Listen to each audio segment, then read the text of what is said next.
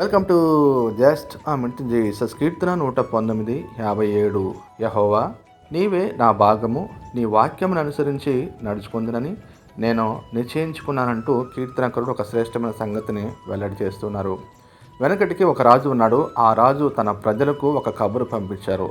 ఏమంటే తన అంతఃపురంలో ఉన్న విలువైన వస్తువును తీసుకెళ్ళమని చెప్పి ప్రజలందరూ వచ్చి విలువైన వాటిని తీసుకెళ్ళడం జరిగింది.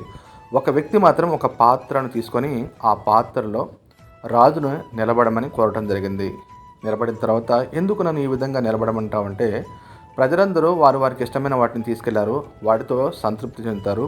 కానీ మీరు ఈ పాత్రలో ఉన్నప్పుడు ఈ పాత్రలో ఉన్న మీరు నా భాగము, నా స్వాస్థ్యము. మీ కీర్తి ప్రభావం ఎక్కడుంటే అక్కడ మీకు కలిగినవే నేను కూడా పొందుకుంటానని చెప్పి గొప్ప మాటను తెలియజేయడం జరిగింది. ఆ రాజు ఆశ్చర్యపడిపోయారు. రాజులకు రాజు, ప్రభులకు ప్రభు అంటే ఆ సృష్టికర్తను మనం కలిగి ఉన్నప్పుడు ఆయనే మన భాగము, స్వాస్థ్యము. కాబట్టి ఆయన ద్వారా ప్రతి ఈవిని మనం పొందుకుంటాము. దేవుడు అట్టి కృప అనుగ్రహించును గాక. ఆమేన్.